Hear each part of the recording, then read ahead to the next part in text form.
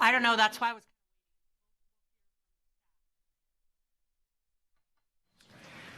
Good morning.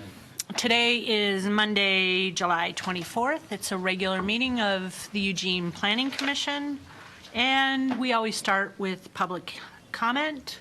Planning Commission reserves 10 minutes at the beginning of the meeting to talk about any item except for items scheduled for public hearing or public hearing items for which the record is already closed. So do we have any? We have a few people from the public, potentially. Does anybody? I'm actually here to swear in Mr. Becker. Oh, you are? Okay, lovely. Yeah, So let's do that first. Where would you like me to? You know, that's great. Wherever you want, yeah. All right. So for the public, we're going to swear in the new Planning Commissioner member, Elliot Becker. So welcome and I'm Beth proceed. Forrest from the city manager's Great. office. Okay. So if you would just raise your right hand, please, and repeat after me.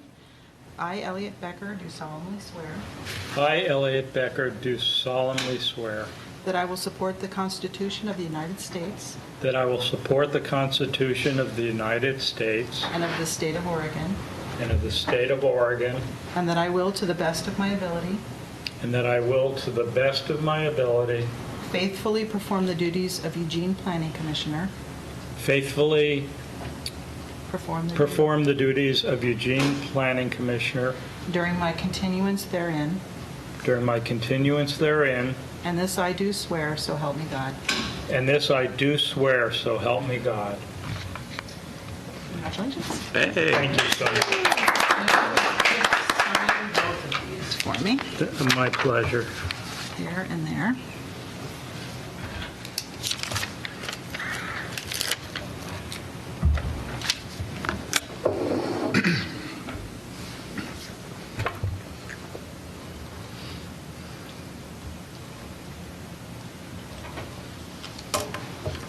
I'm going to give you this one. Thank you.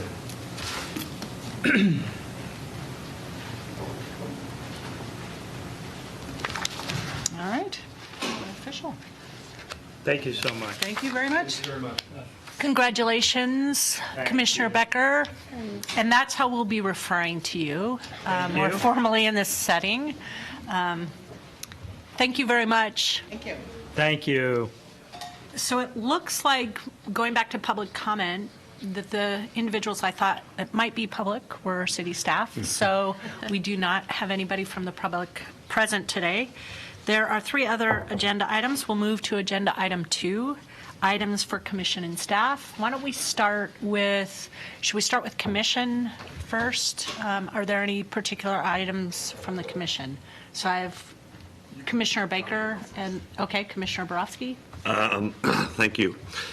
Just a couple of updates. One, the Community Development Block Grant Citizens Advisory Committee that I sit on, those block grants were approved by the City Council. The one-year action plan was approved, I think it was last Monday before, which is going to give a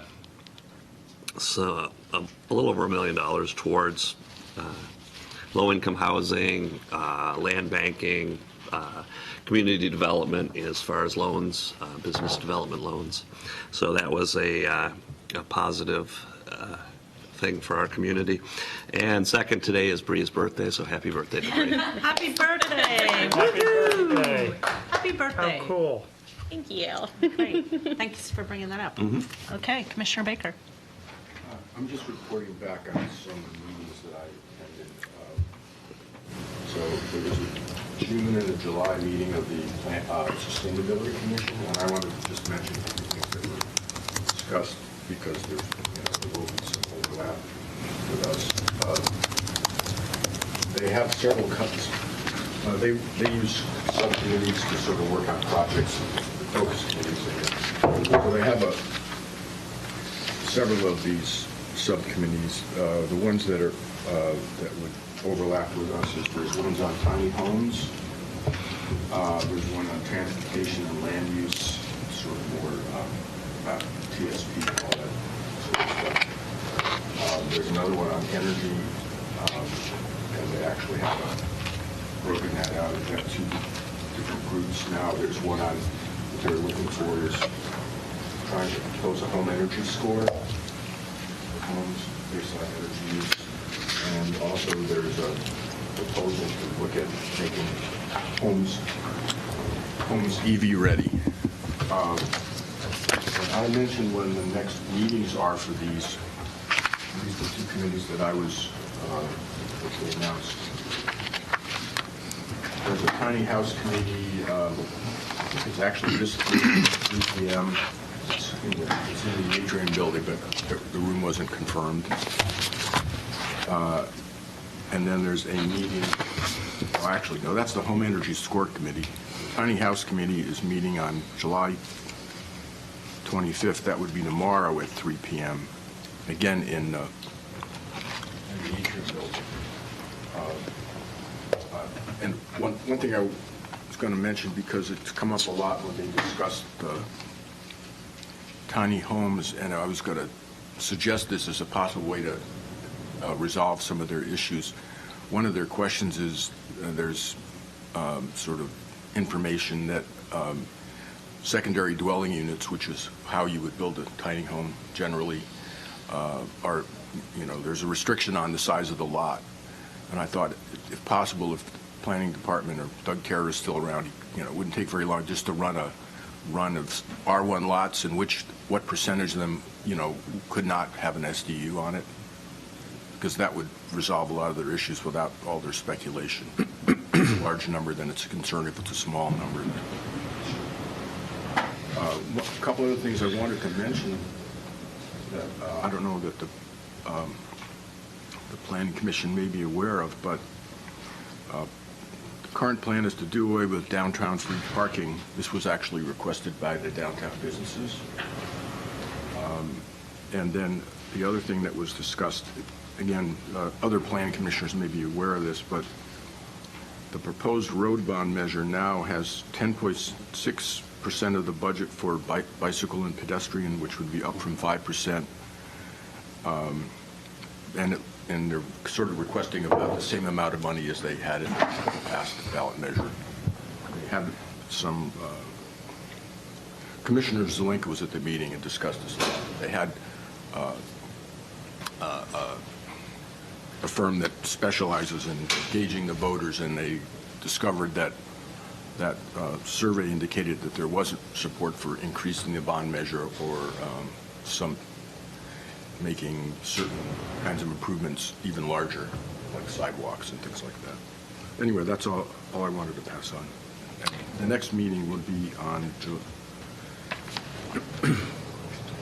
is in August.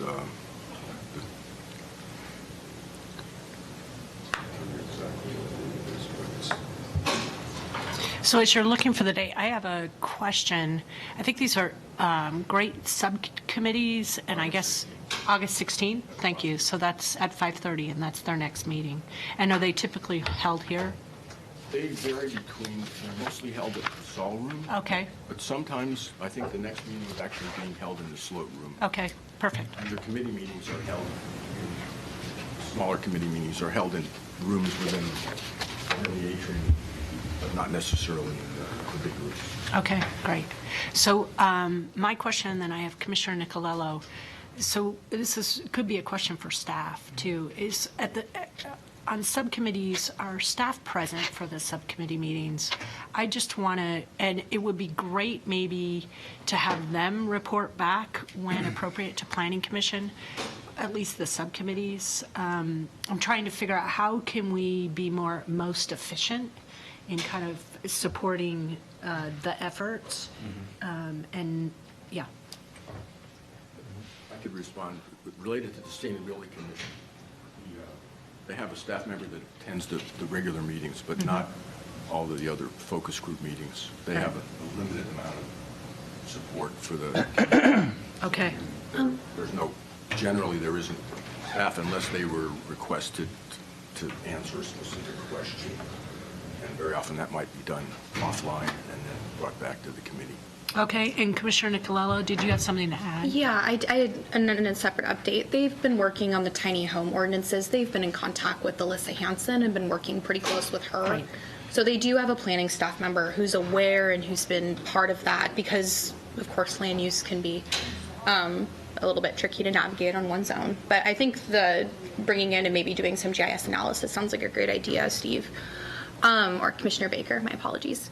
The other thing too is, in case anybody's curious, I serve on the Bike Share Sounding Board, and Bike Share has been currently pursuing a sponsor. It sounds like they're close, so we'll leave it to the city to announce who that is. And it looks like the premiere date is going to be in October, which is great because that's going to be about a month after West Eugene MX opens. So we're going to have 2 exciting new methods to get around using active transportation.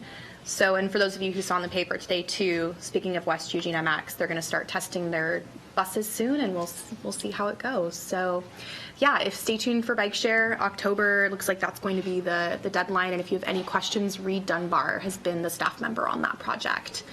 So.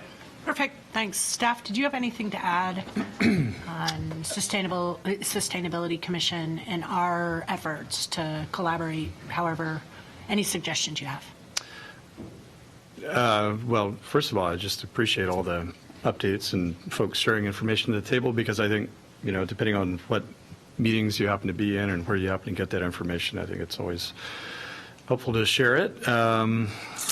In terms of subcommittees and how we operate with subcommittees, or how folks connect with other commissions, I think we've had it on the agenda for some time to talk more about subcommittees and, for example, which subcommittees different commissioners are sitting on, which subcommittees we actually need, which ones we don't. I think that's a subject of conversation that we've got scheduled right now for August 14th. So we're going to talk about our work plan on that date. Be a great time to talk about subcommittees as well. So I think I just maybe punt that conversation a little bit. Okay. Yeah. Perfect. Yeah. Are there any, Commissioner Baker? One other possible thing to consider is to short circuit the information that I provided. Written minutes of their general meetings, and we could have a policy where that goes, if that's a committee that many of the people on this commission think we should be following some of their activities, we could ask them to forward those minutes to us. And we would have more discussion. Okay. Commissioner Borowski? I'll just give a couple of updates because I'm a geek and I go to too many council meetings. So since we last met, a couple of things have happened that we had direct input on. The transportation system plan was adopted. It was adopted with an amendment to basically tie it to the climate recovery ordinance and the Vision Zero priorities that the council has set. So they're in the process of working the logistics of that out. That was an amendment on the fly from Councilor Zelenka.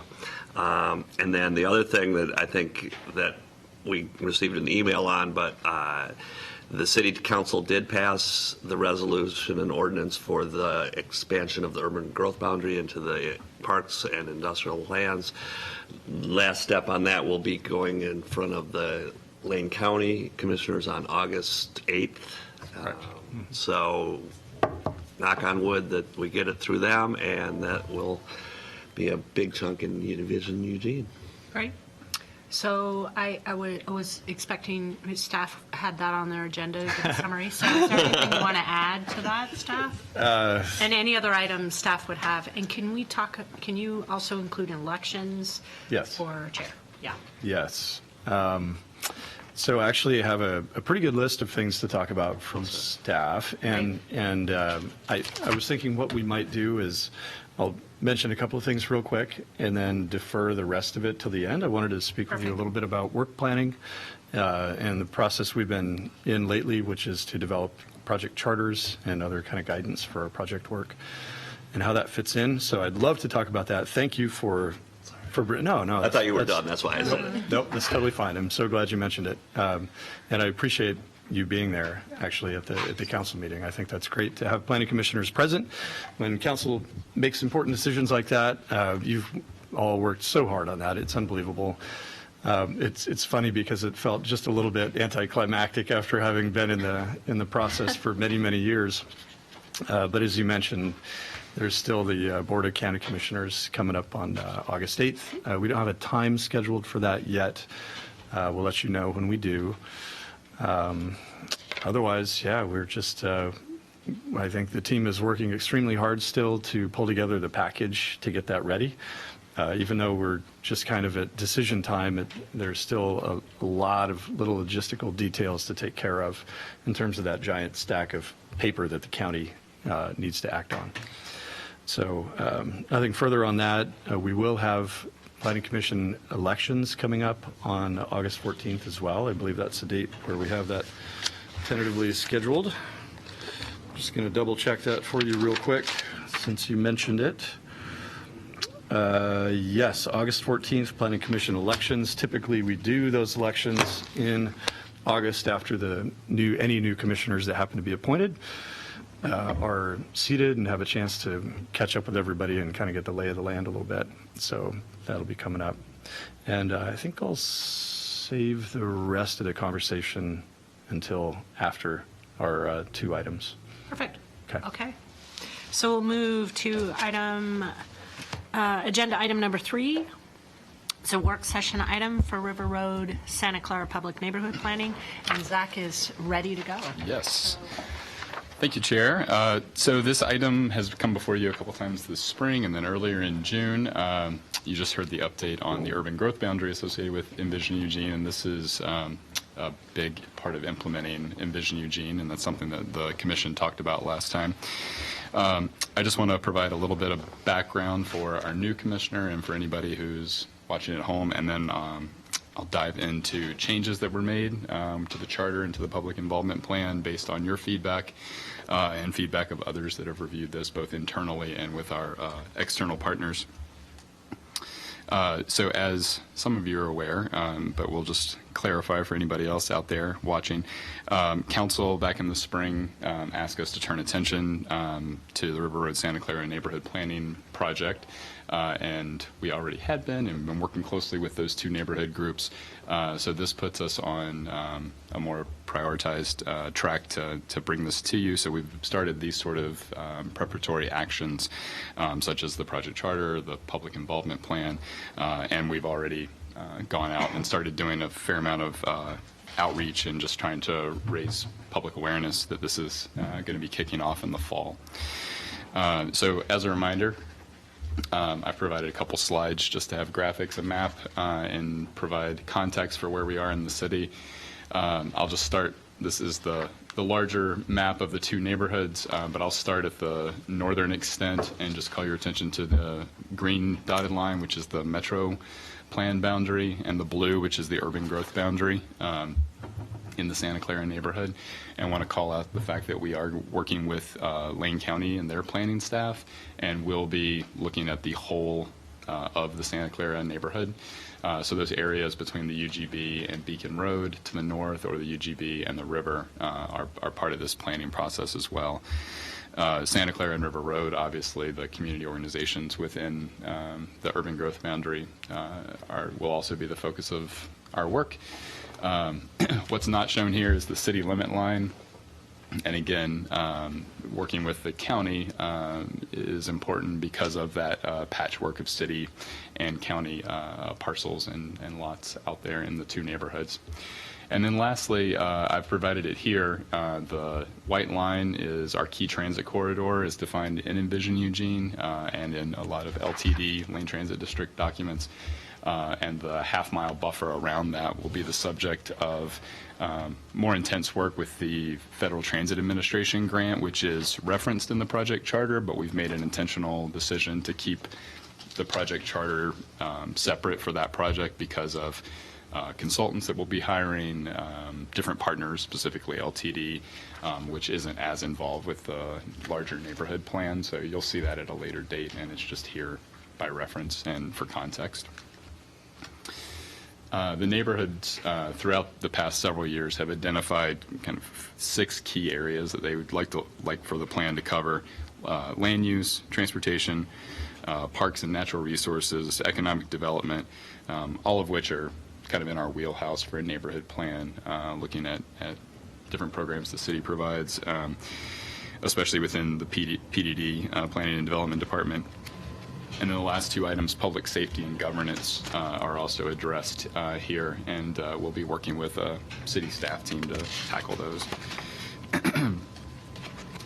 So after our meeting to do an initial review of the project charter and the public involvement plan, we circled back with the River Road and the Santa Clara community organizations to solicit their feedback on these documents, since they are a party to this project, obviously. And on the last page of the project charter, you'll see that their board chairs are signatories to it. So we've incorporated their comments. Our county partners with Lane County have provided a little more, have provided feedback on the necessary process around their Lane County Planning Commission, and some small issues, or some issues about reaching out to folks outside the urban growth boundary, and essentially just clarifying the role that they'd like to have. So I'll go through those. We'll start with the project charter, and I'll provide some page references to help guide the conversation and just keep us focused on what the big changes are, because we're dealing with a 20-page document, so I'll try to keep us focused. The 3 big things that jumped out in our past meeting as we were having the initial review were to a request to clarify and kind of bulk up the commitments to the Envision Eugene community vision, to clarify lines of communication between city staff and the public committees or the focus groups and the community advisory groups, and then clarify roles and responsibilities within those. So I'll walk through each of those, and then we can pause for questions before moving into the public involvement plan, if that works. So you'll see under the on page 1 and 2 of the charter, the purpose, goals, and objectives sections have been expanded a bit, just to emphasize the Envision Eugene community vision, recognize the need to balance the diverse directives in the pillars, and recognize that this neighborhood plan is our first opportunity to kind of tailor that community, that broad community vision to a neighborhood specific context. You'll also see Envision Eugene citations peppered throughout in references to the deliverables on page 6, again, specific to the vision. And then it comes up again. I've tried to insert it a few more places, such as in the roles and responsibilities section. If you jump ahead to what's page 15 and 16 in the Planning Commission packet, there's references now to Envision Eugene under the expectations for the Community Advisory Committee, the project management team. So just wanted to call those out. Hopefully that addresses some of the concerns that we heard at the prior meeting in June. If we turn then to page 14 in your packet, and I'll use those numbers, the Planning Commission packet numbers, Right, rather than the document that I had initially provided. Page 14, there's a new, and I have it here much larger on the screen, but there's a new process graphic to help clarify timeframes and just kind of paint a high-level general process of where we are today and where we'll be headed over the next roughly 18 months to 2 years in working with, logically, left to right, as I heard from you all and the community organizations, beginning with the general public and the far left, working through those specific topic areas with focus groups, having that reviewed by not just the Community Advisory Committee, but also more or less vetted by our Technical Advisory Committee. So that's made up of city and county staff. There's been a lot of conversation among city staff about a triple bottom line sounding board to provide, again, some advisory role and some big picture thinking on all of our projects around the city.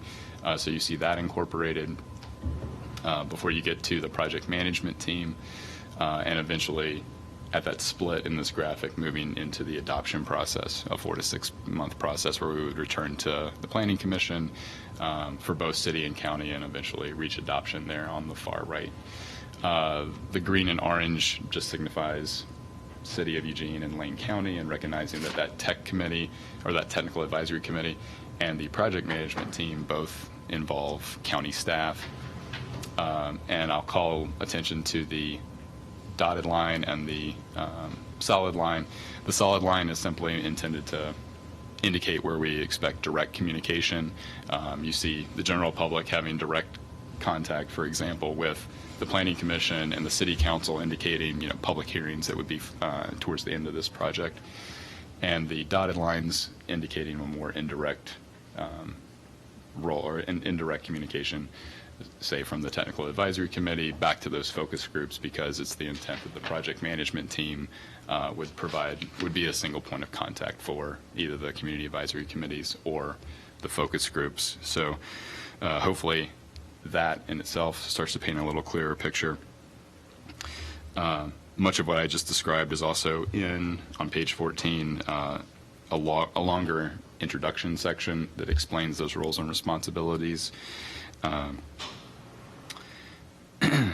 And while I made a point to call out the direct and indirect, I think it's worth noting, and it was a question that came from some of our River Road and Santa Clara neighbors, of how rigid that line needs to be. And I think we don't want to be so rigid that nobody can reach out to members of that technical advisory committee, but it's still good to just have that clear line of communication and that intended process in place, one for simplicity, but also to make sure that all the focus group members, for example, would have the same information, rather than kind of having a lot of one-on-one conversations that would keep other focus group members in the dark, for example. Let's see. The last of the three big issues that I heard from the Planning Commission centered on roles and responsibilities. So if you turn the page to pages 15 and 16,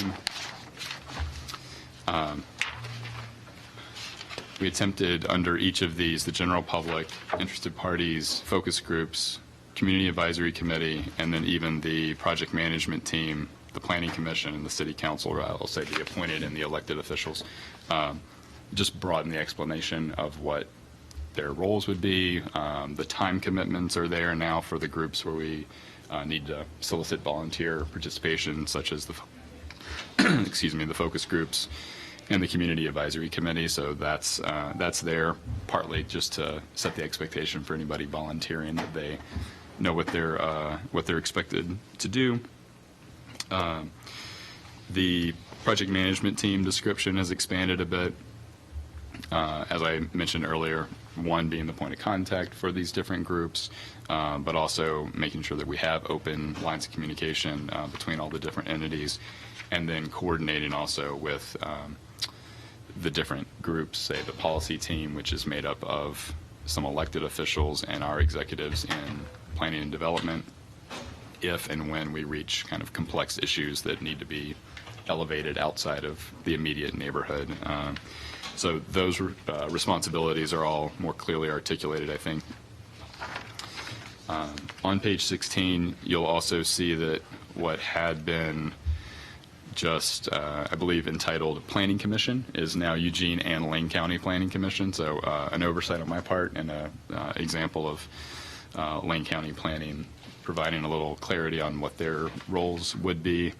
And they've provided that feedback, and I'll be doing something similar to this with their Planning Commission in the coming months, just prior to project initiation, most likely in September, to bring them up to speed and start getting the word out with our county partners. As I noted at the beginning, we've got this area that's all in the county and outside of the urban growth boundary. And county, so I'll move on to the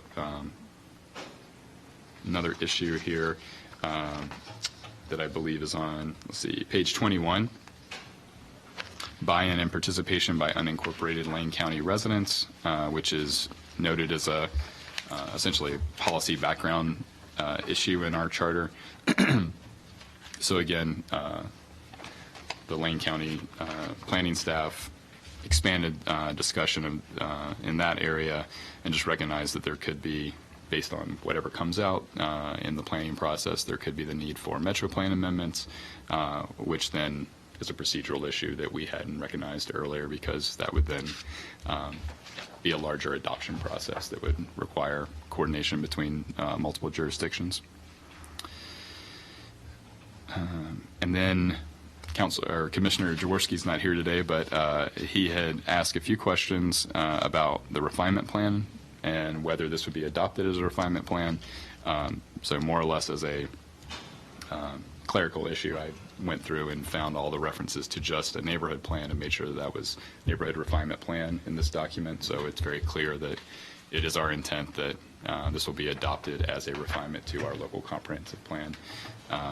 Depending on timing, that could be Metro Plan or our soon-to-be adopted Envision Eugene Comprehensive Plan. So tried to clarify that everywhere. And then in our conversations, I'll just note with River Road and Santa Clara's community organization, volunteers, and their board, we've made it an intentional effort to just refer to this as the neighborhood plan. So it's very clear. I think people understand when you say it's a neighborhood plan, they just get that. And the refinement plan causes people to scratch their heads and wonder. But for this document, we did just want to make sure that as a little more of a technical, wonky document, that we use the refinement plan language here. So those are the major changes that we've incorporated, and I'm happy to answer questions there before we jump into public involvement or transition there. So before we go to questions, Zach, can you explain today clearly what do you need from Planning Commission today? What's your expectation? Oh, I'm sorry. I should have led off with that in my introduction. It's right there. Well, this is the second opportunity to review, and we're looking for an approval of both the charter and the public involvement plan, just as an approach to project management that, as you'll hear from Robin at some point, I guess at the end of this meeting, is essentially a model that we want to expand to all of our major initiatives. Not to say that this wouldn't change, but at least that the skeleton that we're presenting here today is acceptable to the Planning Commission, and we're looking for approval to then get signatures from the two boards. They've had their chance to, for River Road and Santa Clara, they've had their chance to review it. So you're the reviewing body as the Citizen Involvement Committee for the city. Okay, great. Thank you. Commissioner Baker. First off, I wanted to thank the lead staff. I think you did an exceptionally good job on taking our comments and incorporating them into the revised thing. First thing is just sort of a minor clarification for people that might be listening or might watch this later on. When you talked about on page 5, the e-transit corridor study area, you said a half a mile, and just to clarify, it's a quarter mile from River Road on either side, so just people have a better idea, and so that's usually 3 to 4 blocks, and that would be sort of north from terminus of River Road and Hunsaker, so just so people listening wouldn't get confused and think it's a half a mile from the road. And then a couple of minor things that I wanted to mention. One thing about all the groups, it doesn't say anywhere, but I assume it's implied that all the meetings are in public and would be announced in advance, aside from maybe the project staff team. But you might want to make a note of that somewhere, just so people realize that all meetings would be generally public. Yeah, that's a really good point. The focus group and the community advisory committee, as we're actually working through policy language, we want to make sure that's as transparent as possible. Thank you. Yeah, and maybe this is premature too. On page 15, where you talk about the focus groups, you don't really talk about you know, the intention, I assume that you'd like to get as many members as possible who live or work in the plan area. You do mention that in the public involvement plan. I just wanted to throw it out and just mention that. That's a small change we can incorporate, certainly. Yeah, and otherwise, you know, my thoughts originally was, you know, it might be nice to have somebody from the neighborhood involved as a sort of a member of some of the other teams occasionally, if that made sense, just for communication purposes. Again, all communication is via notes or whatever. But if sometimes it's valuable to have a person there. Do you mean like a community advisory committee member attending? Yeah, Like attending, say, the technical advisory team or something Okay. like that. There may be cases where it might be valuable. Yeah, certainly. Our hope is, so on that note, our hope and just kind of the general communication issue at large, our plan is to have this larger kickoff event in October, and at that point we would hopefully finalize that community advisory committee makeup, so those 10, 11 folks, and then bring them together with focus group volunteers, the technical advisory committee, so that everybody knows each other, we're all in the same room together, and kind of talk through what the project really looks like from beginning to end, so that you don't kind of have these siloed groups working in isolation. So thank you. Great job. Thank you very much. Okay, I have Commissioner Borowski and then Commissioner Nicolello. Thanks.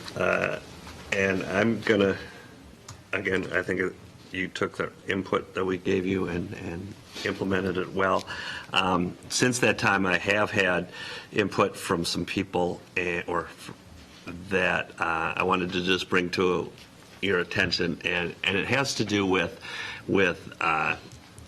the public safety and governance, and it goes to EWEB and the two water districts that are out there. It was brought to my attention that we've got River Road Water District and we've got Santa Clara Water District, and we've got a patchwork of facility and water infrastructure. So you've got some of those districts doing fire hydrants in one area and street lighting in some area, and the facility plan, the River Road Urban Facilities Plan, got adopted in '87. We've come a long way as far as bringing more properties into the city since then. Obviously, they're not all in the city, but there's several things in that and in the Metro Plan that I think we need to, if we're planning this whole area, maybe now is the time to start thinking about integrating all of that and bringing EWEB. EWEB's giving them the water anyways. And then it's getting shipped out. So there's a couple policies that I just wanted to bring up.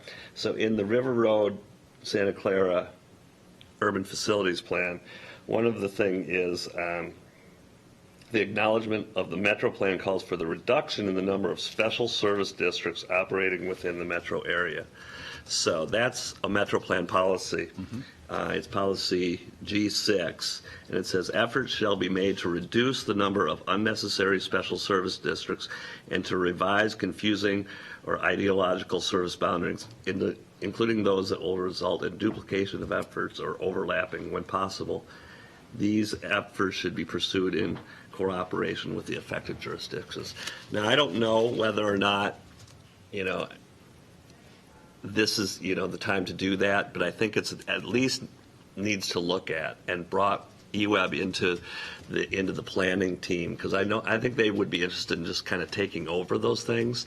I don't think as we go out there, and then again, trying to get buy-in to get rid of two water districts, that's going to be kind of difficult, I think. But it is called for as a Metro Plan policy. This patchwork stuff, we're trying to eliminate that.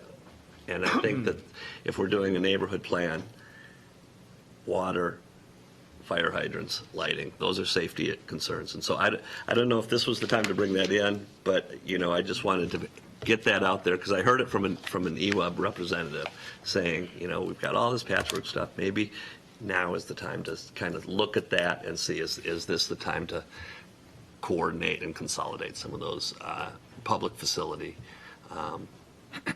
plans. So that's just what I wanted to bring up. Yeah, I think the time is ripe to at least start asking the questions. Yeah. Whether we do that as part of the plan or it's part of the action plan, meaning we tackle it Yeah, right after and like I adoption. said, Yeah. I just wanted to bring that up as one of the areas of issue and maybe bring EWEB in. I saw in the back, EWEB was one of the listed interested parties, but I think that since there is such this passage work, you've got all three of the water districts involved. Involve them early and say, hey, can we fix this? Yeah, Thanks. great idea. Thanks. Commissioner Nicolillo. Yeah, so just a quick question about the Community Advisory Committee, and I apologize if this is perhaps a more appropriate question for the Public Involvement Plan section, but I noted that the third policy, weighing the perspectives and the input of the whole community, I'm really excited to see that in there. I'm on page 13, by the way. Really excited to see that in there. Will the actual applications that we'll see for the CAC, will they have opportunities to list if they meet those certain demographics? So Because that would play a factor into whether or not personally, like, I would be interested in choosing somebody. Like, I know for a lot of the folks that are in my age demographic or in my current situation, making sure that renters, for example, are appropriately represented is critical. But just kind of can you walk me through kind of what that process looks like? for the selection of the Community Advisory Committee? Yeah. So we've intentionally entrusted the two community organizations to find nomination or to make nominations that ultimately we would turn around and bring to the Planning Commission. We've taken a principle-based approach, as you see on page 13, those 3 bullets, to give the River Road and the Santa Clara boards something to think through. And as you call out, the third bullet is really the one that they're grappling with the most, and we're helping them work through what exactly an application process would look like. They are reaching out to organizations they know are active in the 2 communities. They're also reaching out to the school district, to PTAs and those sorts of, recognizing kind of the demographic that's most likely to participate, and then the people that are oftentimes absent from the room whenever these sorts of committees are formed. So they're grappling with it right now, and we're working through what exactly that application process looks like.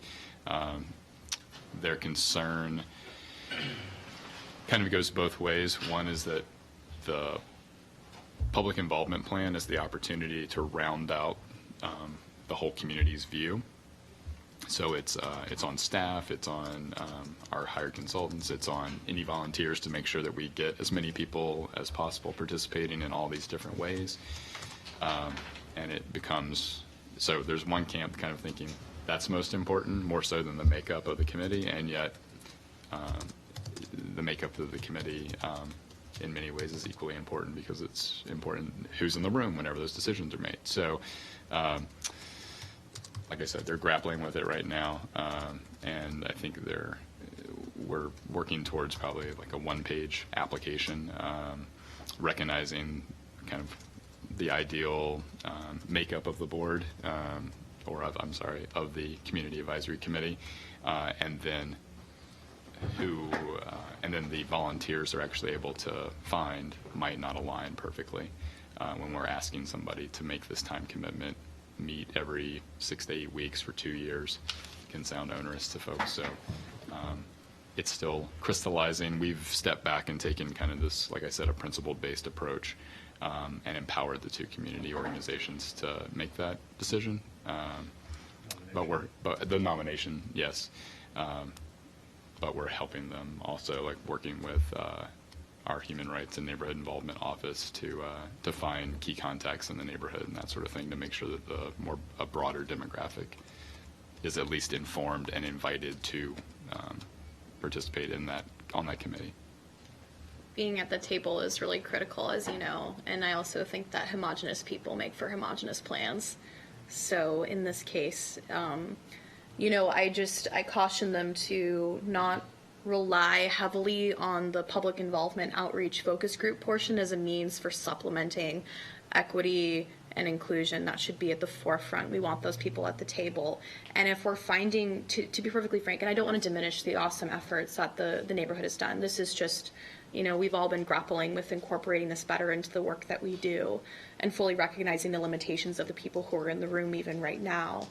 But I think a critical component of this too is thinking, if we have an advisory committee that's structured in such a way that only certain people can participate, then perhaps that isn't the best structure for that committee in the first place.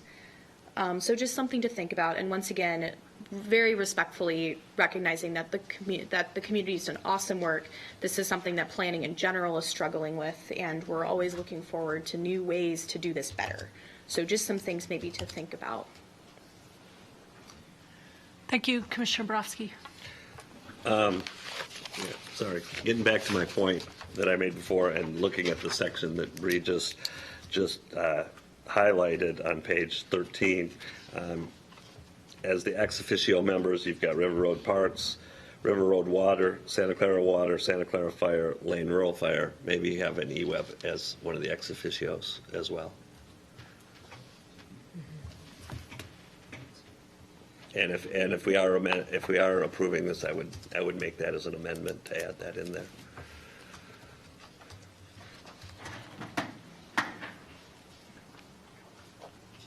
Are there any other questions or comments? Okay, staff, would you like to see this as a actual motion? Well, I'm is still the thinking about the ex officio member, if you're weighing Oh, that yeah, as, why don't as an you- amendment. Yep. Our intent was to bring all of the special districts to the table as part of that ex officio group. And this, I think, speaks to a point that Commissioner Baker made last time, because I think you had asked to have city parks and open space staff here also. And right now, the structure is to have existing city staff or kind of partner agencies on the technical advisory committee. So I think it makes more sense to have EWEB, to have Parks and Open Space on that technical advisory group, rather than as ex officio members, that if we are debating change in the community over the next 20 years, that we wanted to bring the special districts together in on all these meetings with the Community Advisory Committee.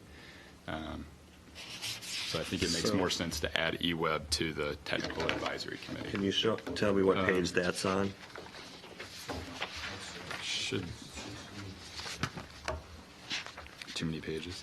There we go. PMC. 18 and 19. It bleeds over from 18 to 19.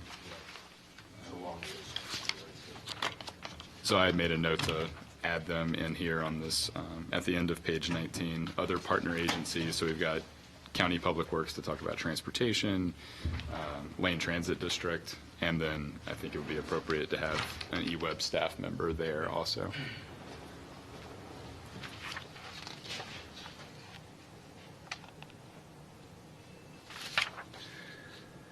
But do we have the members from those water districts on the technical advisory district? No. See, that's what I want. So you're trying to- I want you're those trying to people. bring them I all want those together people and- all in the same room at the same time. Yeah. I think the opportunity for that then would be kind of on the governance focus group, where we would try and bring all those people together to have these conversations and work through the technical issues.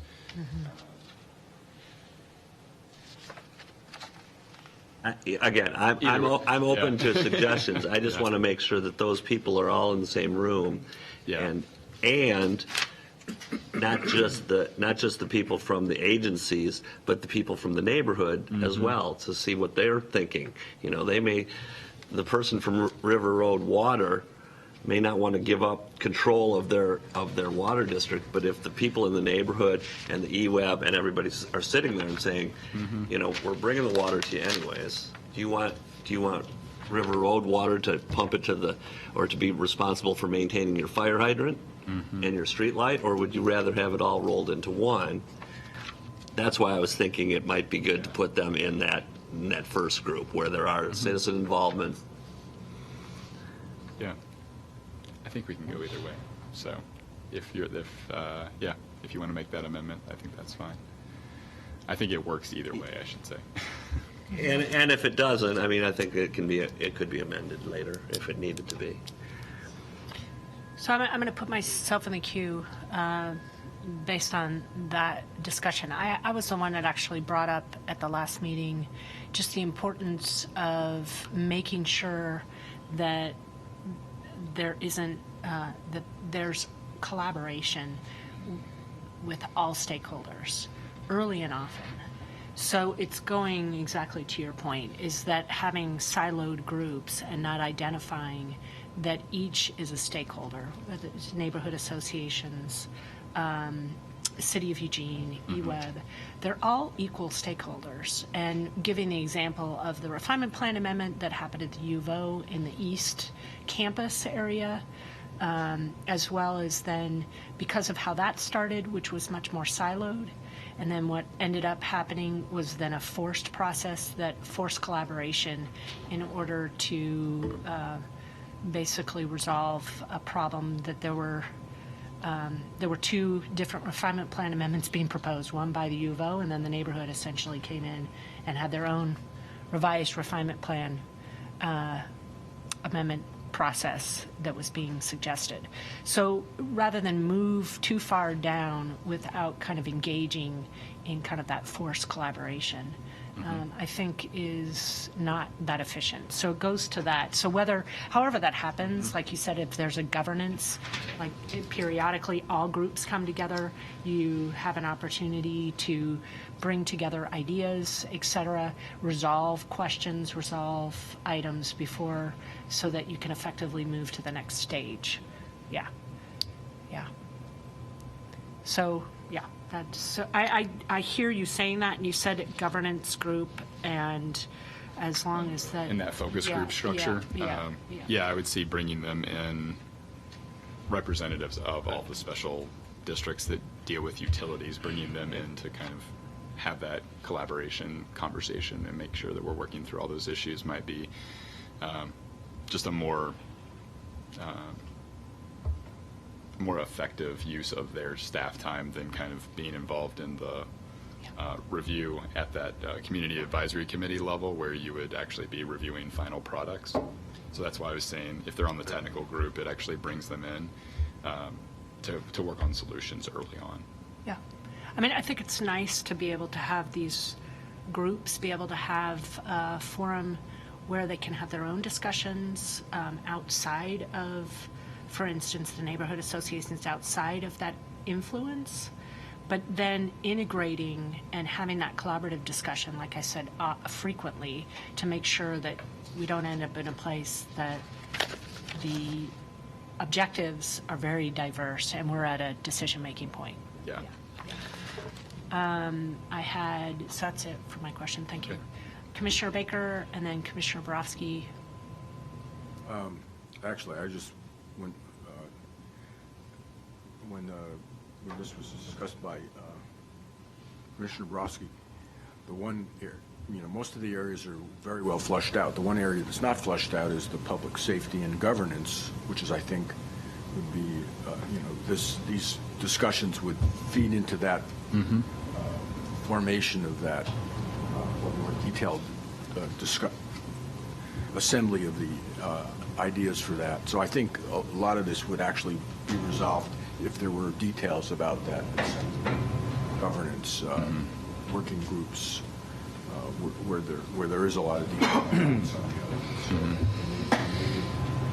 Information, the suggestions from other commissioners to just be used to help you formulate that, and that might resolve. Commissioner Borowski. Yeah, I mean, I think that makes sense as well. And the way that I read this, there's going to be a lot of work that committee does, that may not have anything to do with those districts, so they may not even need to attend a lot of those meetings. It's going to be the meetings that are dealing with the governance and with the infrastructure and those types of things. So to put eWeb in there and say, you know, we're going to take their staff and use them all that time, I think they'll be in there, and when they're needed, they'll be there, and when they're not, I don't think they would be. That's the hope. That's the project management team's responsibility to make sure the right people are Yeah. there and we're Yeah. using everybody's time Yeah, well. So, Yeah, yes. If I may just add, I think that defining the scope and really limiting that during the discussion and helping everybody that's participating understand what we're actually going to be solving through this process and what may come out of that is another effort. It's going to be real important. So, Yeah. big basket of issues to work through. Are there any other comments or questions? Okay, so back to my other question, that, do you want to see this in a motion? And, That would be great. okay, and in terms of, can you restate what your objective is, which will give us guidance in terms of the motion that you're looking for? Looking for approval of the proposed River Road Santa Clara Neighborhood Plan Charter. Do you want the vote for the public involvement plan as well? That's the action that's requested, but we haven't gone over that. So are you proposing to go over or have two separate motions? I am actually asking you what works best in terms of your process. I think you could do both of them at once just for the sake of efficiency, and that'd be Okay. totally fine. Okay, Yeah. perfect, thank you. Okay, does anybody make a motion? Well, I move that we move the draft charter and public involvement plan as proposed by the staff. we haven't gone over the public Well, that's why involvement. I'm making the motion. That way maybe we'll just, if we need to have discussion of the public involvement plan, then we can. Okay. Yes, Maybe, I know it might be more efficient to do one motion, but maybe for the purpose of just how we've been discussing this, we could do a motion for the charter and then move on to discussion and then a second motion for the public improvement, or not public improvement, the wrong PIP, the public involvement plan. okay, so there's a motion on the table, so if there's no one to second it, or were you going to second it? So if there's no one to second it, then does someone want to revise the motion? We'll make a motion for the planning commission to approve the River Road Santa Clara neighborhood planning charter. Close enough? I'll second. Okay, discussion? Commissioner Baker? Yeah, the only reason that I think it's better to, personally, is to do it better is if there's some discussion and comment that comes out of the public involvement plan that would suggest that we make some small wording change to the charter, that we can still do that. Whereas if we approve the charter without having discussed the public involvement, I mean, it may very well be there aren't any issues, but that was the reason that I proposed it that way, even though I thought we'd have a discussion and we'd go on and discuss the public involvement plan.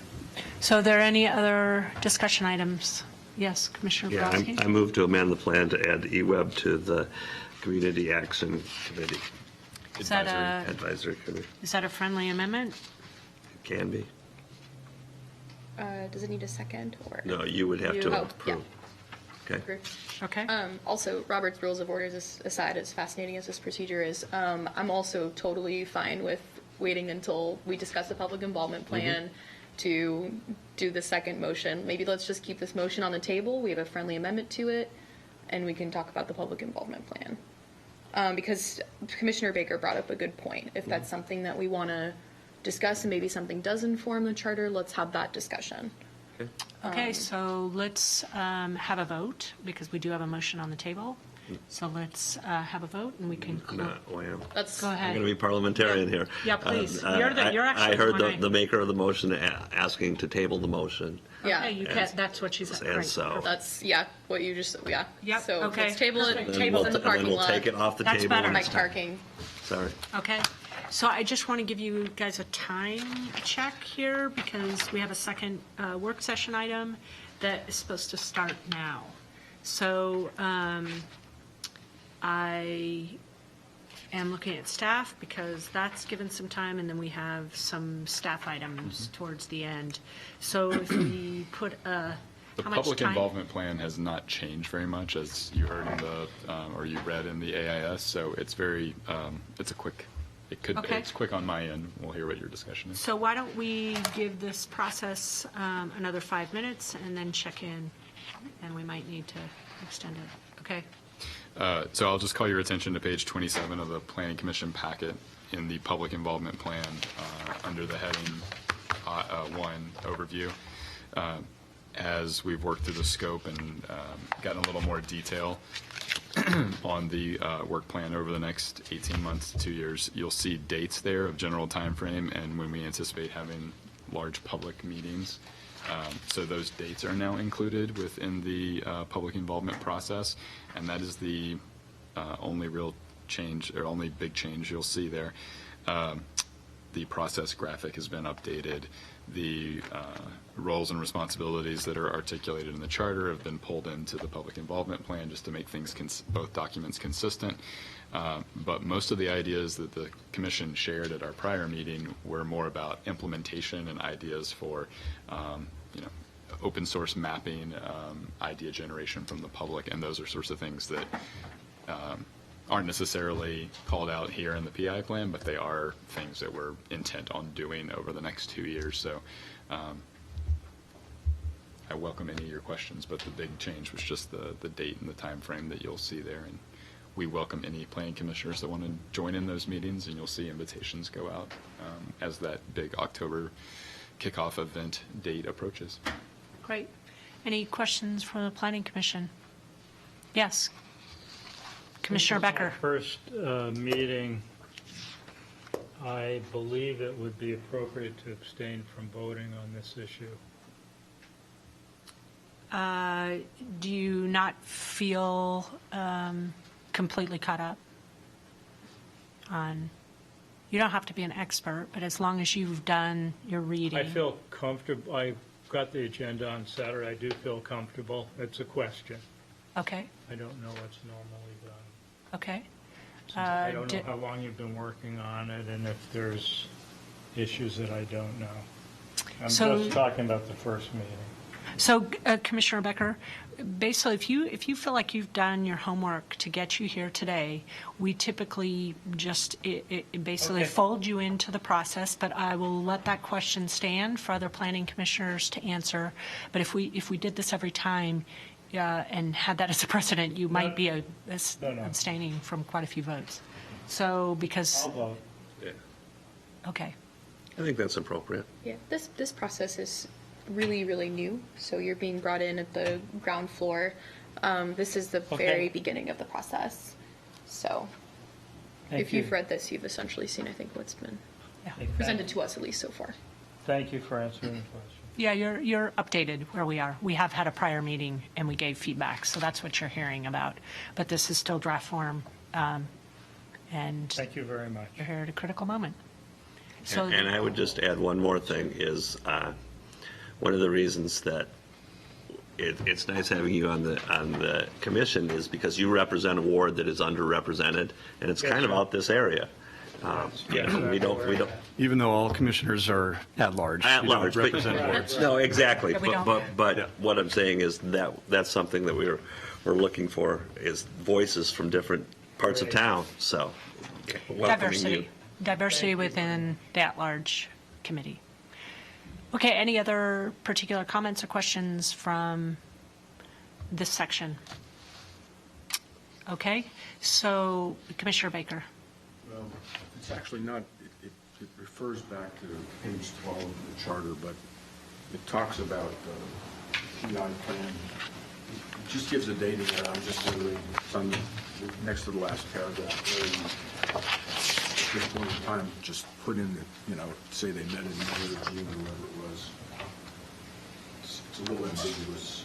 Let's see, the existing script reviews are oh. So So I just suggest that that slipped by me. as an edit. Just- Yes, I can make that edit. Thank you. Yeah, and that was because it's related to the PI plan, I held it off to the Okay, thank you. Well, we met the 5 minutes, and I think if somebody's ready to make a motion, let's leave enough time to do this. Do you want to vote on the charter one first, then we can do the one for the PIP? I think at this point, you could roll them in together, if you want to do them together. Okay, well, I'll withdraw my motion. Does anybody want to make I'll just make a new motion. The Planning Commission moves to approve the Santa Clara River Road Neighborhood Planning Charter and the I keep saying public improvement, public involvement plan with the requested friendly amendment from Commissioner Baker on the charter and with the recommended date change or timeline change as suggested by Commissioner Baker. Anyone ready to second? She said Baker twice, but it was the Borowski. You got it. Yeah. Okay. Got it. You're going to second it? I would second that. Commissioner Borowski seconds it. Can you please repeat what your friendly amendment was so that people in the public listening? Yeah, it would be to add, as an ex officio member to the Community Advisory Committee, a representative from the Eugene Water and Electric Board. Clarification. Staff. Wasn't it also to add them to the technical advisory committee as well? Because Sure. Okay. Any questions, discussion? It's been moved, seconded. Okay. All those in favor? It's unanimous. There are 5 members present. Thanks a lot. Thank you. Those, that's the Metro Plan and the facility plan. All right. Thanks for the research. Yeah. Thank Zach. you. Thank you, Zach, very much. Thanks, Planning Commission, for expediting that, giving a little extra time. And we have the last agenda item, although if we have time, which I'm hoping we do, Robin will talk about some of the other items that he was going to hold off till the end. We have economic cartography, Will Dowdy, and Ann Fifield. Thank you for letting us eat up a little into your time. Do your best, but if we have to postpone Robin's, that's what we'll do. Okay. Thank you. Okay. I like that you're color coordinated. It's really helpful. Yep, that was important to us. We planned it this morning. You're bringing it up. So, good afternoon. I'm Ann Fifield, and this is Will Dowdy, and this is Sarah Zaleski. We all work in the Planning and Development Department, but in different divisions. Will is an urban designer in the Planning Division, and Sarah and I both work in Community Development. Sarah is a GIS technician, and I'm the Economic Development Planner. And we're here today to introduce you to an analysis that our team has conducted that led to the booklet that you all got in your packet, this little booklet. It's called Mapping Value in Eugene, Oregon. And so today in the presentation, we're going to walk you through the history behind this analysis, the content of the booklet itself, and then how the city would be able to use this analysis moving forward. And so how we got here in the first place was in the middle of 2015, 2 years ago now, the local chapter of the American Institute of Architects brought a speaker to Eugene, and his name is Joe Minicozy. He works at a firm called Urban 3. It's based out of North Carolina. And Urban 3 has built a really strong reputation nationwide by effectively using design to present complex information, complex data in a simple but a very meaningful way. The firm has worked for local governments across the country, and their primary focus is to show how a community's built environment affects its tax revenues. Their website states that they work to help clients understand the value of real estate development typologies. Their primary product is a set of maps that shows taxable value per acre and for any community. And we've got a handful of products that they've made for other communities across the country. In High Point, North Carolina, I have no idea where High Point is, but there's about 111,000 people you know of High Point. So, and then Austin, which is close to 1 million people in Austin, Texas. Des Moines, Iowa, town of not that dissimilar from Eugene, about 200,000 or so. And then Durango, Colorado, which has fewer than 20,000 people. The maps all show that a community's built environment affects its tax revenues. Just about any community's downtown is generating significantly more property tax revenue on a per acre basis than other parts of town, and that's true for large cities like Austin and small cities like Durango. And when you look at how tax revenue is produced by the acre, it becomes obvious that downtowns aren't only a commercial and a cultural center for any community, but it plays a major role in generating tax revenue that funds city services. And so after we saw the Joe Minicozzi talk in 2015, the planning department looked into conducting a similar analysis using in-house staff. And the analysis aligned with a goal identified by city council to develop Eugene-specific metrics. And so today we're interested in getting your feedback on this work for when we take it to council. So the three of us went to work on this in late 2015, and pretty quickly Sarah pulled together draft maps that showed taxes per acre. We took these maps and presented the analysis to a number of groups throughout the city, asking for constructive criticism. We met with the Willamette Valley GIS Users Group. We met with the Envision Eugene TRG and staff in different departments at the city, and we also met with the county assessor to make sure we were using the data correctly. And after much refinement, we developed some more readable maps. But we also learned that we needed to provide context for the maps. We wanted to make sure that anyone looking at them, ranging from the city's policymakers to an interested citizen, could have a broader understanding of what tax revenue does and how it's generated. And so the booklet that you got in your packet aims to provide that context.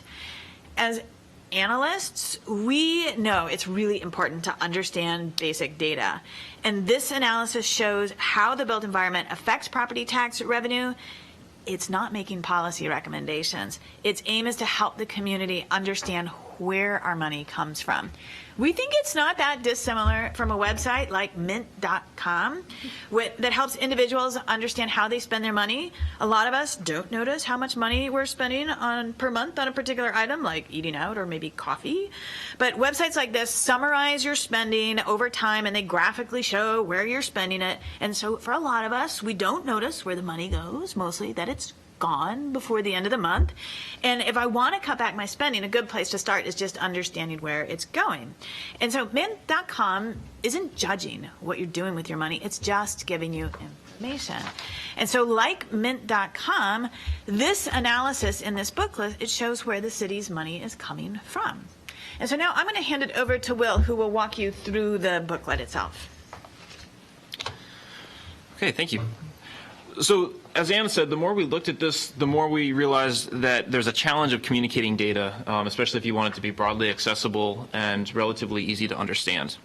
So this booklet and what we're sharing with you is what we've come up with to try to do those difficult things. So there's a printed booklet, and Sarah has made a website that would have this information available digitally. I'm going to walk through the draft document and show, kind of explain to you how we put the different parts together so you have a better understanding of our communication technique, and also as a benefit to anyone who's might be watching this from home. So right on the cover, we put a subtitle up there, A Practical Guide to Understanding Taxes, Land Use, and Quality of Life in a Great City in the Northwest. And turning the page, that's right where we start off. We admit right off the bat that spending 15 minutes understanding city finances is not the way that many people choose to spend their time. But quality of life is really one of those things that unifies us as a community. And so we want to draw the connection between those two things. So even if you'd rather be off hiking a butte, we think it's important that you understand how that we can make that experience sustainable, how to make it viable for future generations to be able to do the same thing. Yes, so diving into the content, we start very simply. We want to show that city services get a lot of their funding from property taxes, and also explain the breadth and diversity of city services. It can be everything from something like emergency services to the things that are really easy to overlook, like streetlights that turn on at night. One of the next things for any educational effort, it's really important to build up a vocabulary. So we take these 2 pages. It's really our way to sum up as much as we can the entire Oregon state taxation system.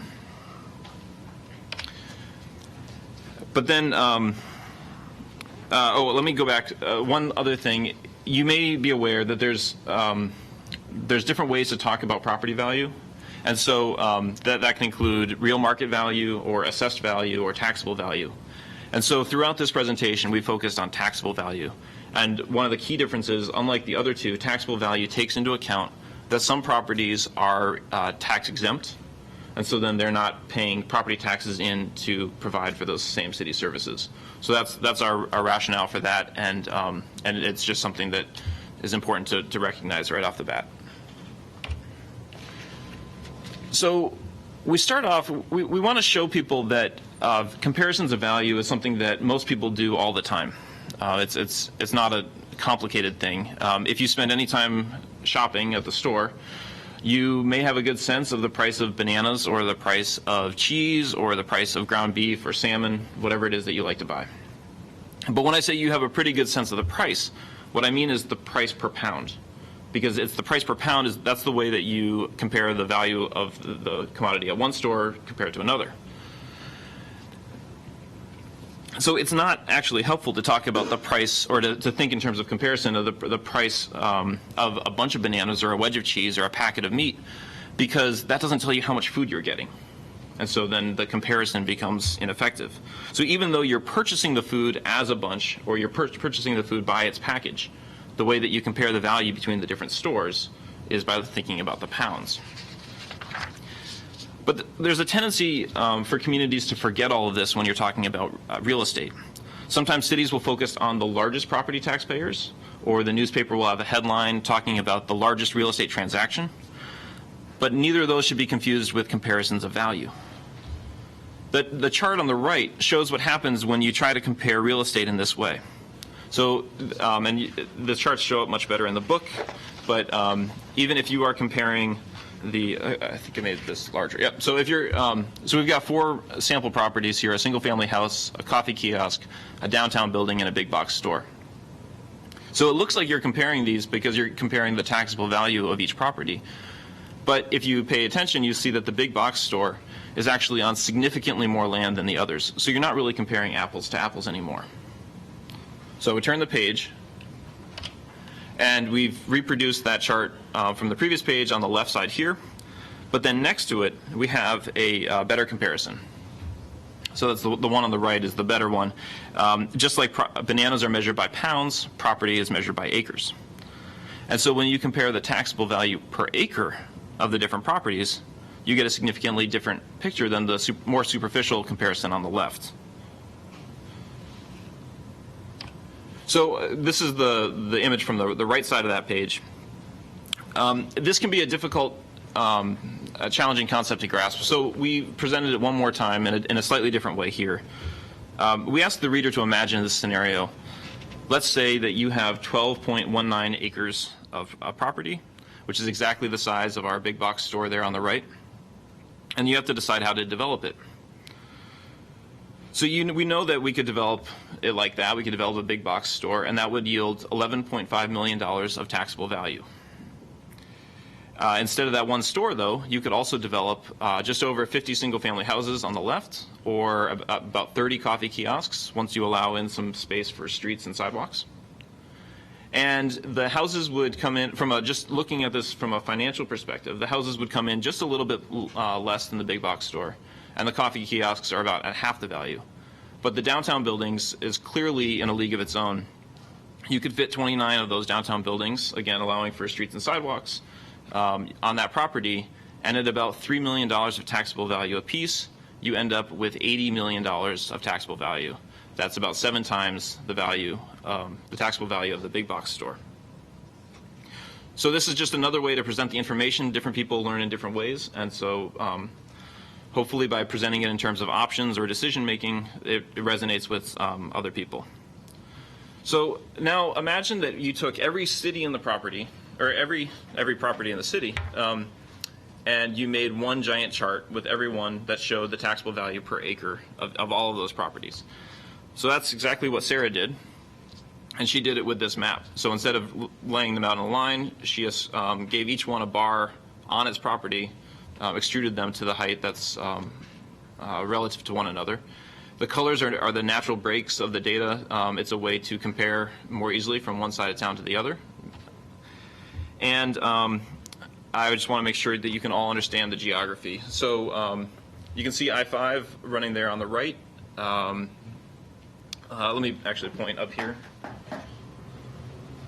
just so that it's clear. So Springfield's over here, and this is I-5, the eastern boundary of the city. The river runs right through here. This is the railroad tracks. So you have northeast, Santa Clara River Road, Bethel, Highway 99 runs here, 126 out to the coast, and West 11th is in here. Churchill, Amazon Park, south and east Eugene. Here is the university. This is Valley River Center.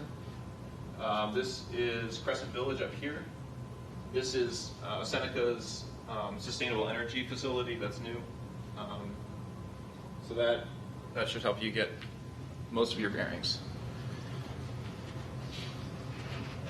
What you can see is that the gray, which is the lowest tier of taxable value per acre, shows up in all parts of the city, as does the brown, the green, and especially the blues, the lighter blue. So every neighborhood, every area has a range, and some have more so one than another, but there's that range throughout.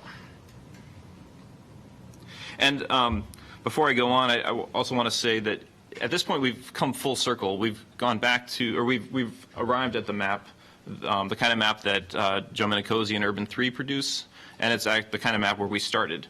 But we think that by providing the material beforehand, now members of the community are better equipped to understand what the map says, better equipped to read it.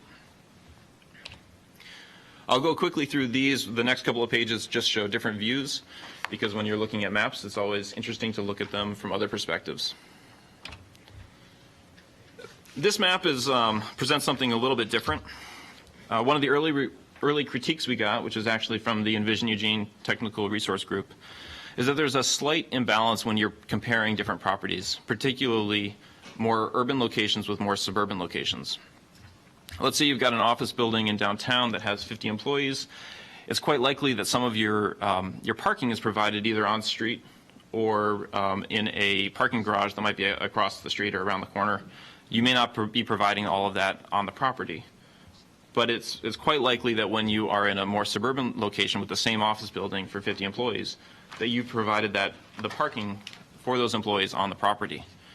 So Sarah came up with a cartographic solution to this. She dropped a giant grid on the whole city. And so now each one of those squares sums the taxable value of all of the properties that's within that grid square. And you don't just get the individual property, but you get the context around it, including streets or parks or tax-exempt properties. So it's a way to spread that, spread the analysis and look a little bit bigger or a little broader in terms of context. The map isn't quite as striking as the previous one, but what you see is that the same general trend applies. Which page is that in? I'm sorry, that is 18 and 19. Thank you. Yep. The last map of the book, we provide a little bit more context. We wanted to point out to people exactly where those big spikes are. That's downtown, midtown, and then the areas around the university, the neighborhoods there. We've also highlighted Ninkasi Brewing because that's the only property in the city outside of either the downtown or university areas that has risen into that top tier of taxable value, the magenta color. And then we closed the booklet right where we started, reaffirming that this analysis is simply a means to an end. As you're well aware, and we think it's really important to point out, as much as it's important to point out to people where the money for services comes from, money can't be the only lens that we use to make decisions. So we want to make sure that we say that again so that every reader understands that, and we put it in large letters as well. I'll turn it back to Ann to wrap up. So our next steps on this project are to make this analysis available to the general public so that anyone who finds the topic interesting can access it. And we intend to use this webpage as a place where we can update the analysis moving into the future and add different analyses to it so it can continue to be a source of information. And for example, we'll update the basic map. One of the, this is, when we started this process, we were working with 2014 data, but then we redid it for 2016 data, and an interesting thing that happened is that property that Will pointed out, the Seneca's cogen facility, was not on the tax rolls in the 2014 data, and it came on the tax rolls in 2016. So just moving forward in time, the maps will be different every year, and the website will be a place to host that information. We can also show different perspectives. Will talked about the difference between taxable value and assessed value and real market value. We also made some maps, and I don't have them here today, that show tax revenue per acre. And an interesting map is City of Eugene tax revenue. It's a very different looking map. And the River Road Santa Clara area is a big reason behind that, because so much of that area is outside the city of Eugene. And so the spikes are much lower if you're just looking at tax revenue to the city. Sarah's also developed a couple other maps that look at different data sets, but using this sort of general tool of looking at it on a per acre basis. These are draft maps. This first one shows employment per acre. And what we've done here is we've taken data from individual addresses and combined them into hexagons. And we've done that to prevent private data about employers to be shown in a map. It's confidential data maintained by the Oregon Employment Department, and Sarah had to work very hard to make sure that no private data is disclosed. But it does show that employment is concentrated downtown and near the university. There's a lot of people working in those multi-floor buildings. It explains it. This next map shows the average annual wage, and we don't have a legend on here, and that's because these are draft maps. These are not completely ready for prime time. But this map clearly shows that the average wage is much higher near the university. And these maps on the employment and wage, this is where the job is, not where the worker lives. And so you can really see the patterns of employment and their wages. And another view that Sarah has worked together is number of households per acre. And it's just different way to look at different data sets across town. And so for the whole project itself, the maps in the booklet, it shows us information that our built environment in the city affects our tax revenue. The data can help us make better informed decisions about future growth, how different development types affect our long-term fiscal sustainability. It can help policymakers understand how new development and redevelopment affects our ability to pay for long-term maintenance of our roads and our parks and our ability to pay for public safety staff. But these maps in this booklet don't show a very important piece of planning for growth. It shows the revenues, but not the cost side of things. And lower density forms of development affect the cost side because lower density requires more miles of roads, more miles of pipes. But we have not done that analysis. We're looking at working with Urban 3 for them to conduct the analysis. This is a map where Urban 3 did this. This is Lafayette, Louisiana, and it shows the costs and the revenues. And it can really vary across town. So we're looking at beginning this analysis with them. Overall, the point of this analysis is a lot like Mint.com. We want to help our community better understand tax revenue in the same way Mint.com can help an individual understand how they're spending their money. But we also, as Will pointed out and the booklet points out, money is not the only thing that matters. For example, these maps show that city parks generate zero tax revenue. But parks are really important to our quality of life, and it wouldn't probably be good policy to turn them into private development.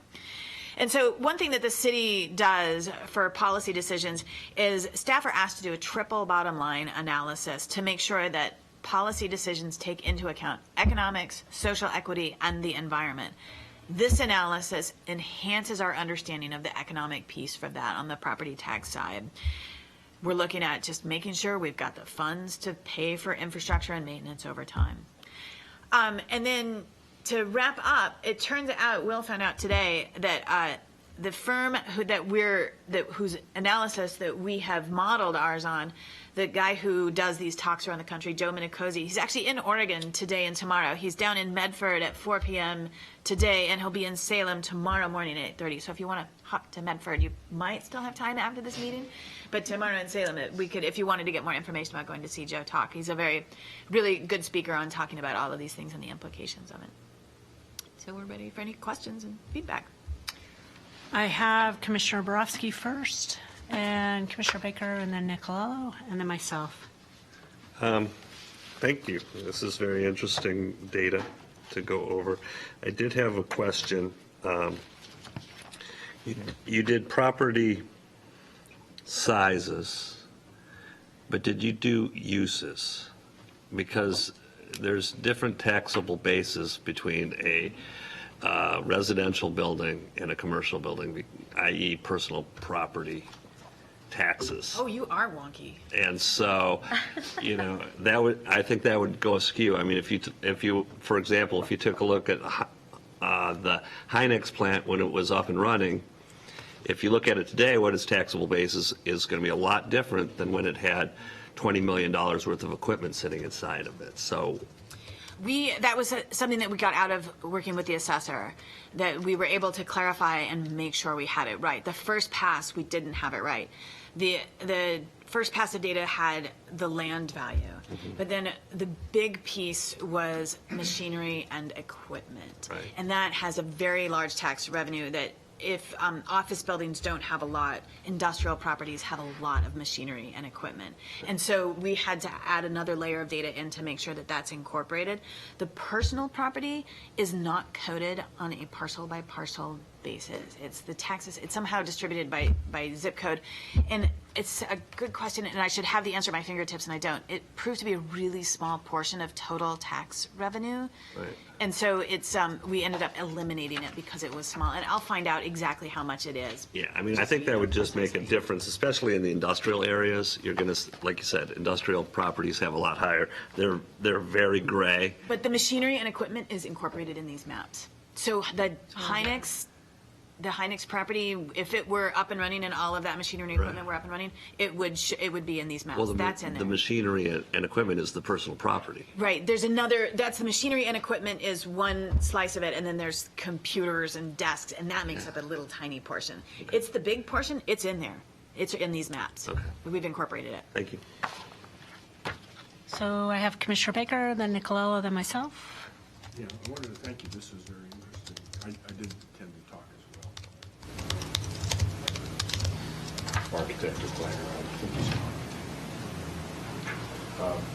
I just had a question on, if you could be a little more, clarify a little more the difference between 12 and 19. I know 19 has some other issues with like parking and other issues, but if you could just maybe be a little clearer about it. Because the maps look quite different. Sure, I can do that. So the map on page 12 and 13 is a property by property analysis. So every property, like the house and the coffee kiosk and the downtown building, each one of those, the value per acre is shown vertically in that analysis, and it's one property. So you can look down, you can find your home, you can find your place of work or any other property in the city on that. And on 18 and 19, Sarah dropped a 500-foot grid on the whole city, and that's why you can see that everything's in squares. And so, for example, downtown blocks are 400 by 400, so you're going to be capturing an area that's larger than a block. And so if you imagine a giant cookie cutter dropping down from space and catching a 500-foot section of downtown, for example, say right here, it might have the Broadway Commerce Center in it, it might have this building in it, it might have the public library in it, just a piece of that. And so what you're getting is, instead of, for example, the Broadway Commerce Center as a 5-story office building with maybe having a large taxable value, and then the library with having no taxable value. Instead of seeing each one with its own spike, you aggregate the whole piece, and you look at what's the taxable value per acre of that whole slice, as well as the alley and the street and sidewalk out in front. And so by doing that, you are taking into account the broader development pattern. And so and so what that does is it's first of all, it's going to lower everything in the city, because almost every one of those 500-foot squares is going to include some street. So you're introducing area without taxable value. And then you're going to, by aggregating high-value things with low-value things that might be around them, you are going to average out kind of the environment. So, for example, if you've got part of a parking garage, the parking garage would lower the... Exactly. And it makes sense because something like, there's a relationship between the downtown athletic club and the parking garage that's directly behind it. And so on the early maps, they're going to be separate, and one's going to be high value, one's going to be low value. But the fact is that they have a relationship, and so by putting them in the same slice, you capture that relationship. Commissioner Nicolello. Great. So just 2 quick comments. One, Sarah, awesome job with this GIS analysis. Like, as somebody who's like does GIS and my maps are ugly, like this is like some really cool wizardry here.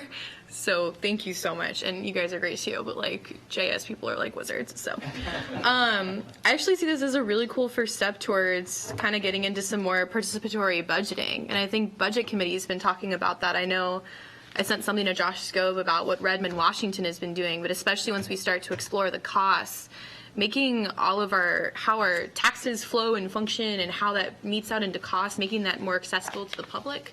Not that we don't try hard already, it's a bit of a tough one to kind of dive into right off. So this I see is a really great first start. My only comment about the actual booklet is that I don't like Comic Sans font, but that's about it. So I'll campaign hard for that one and the usage of the Oxford comma and the subtitle. I think that my only question, this is actually, once again, I'll pick on Sarah. So are you guys planning on putting up maybe a year-by-year analysis, maybe using a GIS app that somebody can have on a sliding scale and see how assessment has changed across the years, so we can also track our downtown redevelopment in particular? Do like a temporal analysis? Essentially, yes. Yeah, the city's moving forward with software where we can do that, but we're not there yet. Okay. Yeah. I'm just like too It out would be there. nice. Okay. Yeah, no. I'll I've been thinking help about you that. campaign for it then, because that would be super tight. It would to be use a interesting. technical term. Yeah. Okay. Cool. Thank you. Okay, I have myself in the queue. I just want to say this is very exciting. I had written down something a little wonky myself, but rather than getting into the details like Commissioner Borowski is, I was thinking that we're going to get comments from people that are going to dive in and want more information, understand the assumptions, dive into that data. So my question was, are you going to have that available also? A level of kind of, for those in the community that want to dig a little bit deeper, here's your special pamphlet. Because I was imagining this being wonderful for some of the people in the population, and for the others creating a whole series of questions that create how'd you do yeah, and being proactive to kind of address that curiosity, just fulfilling that level of curiosity and giving them enough information to think more creatively rather than critically.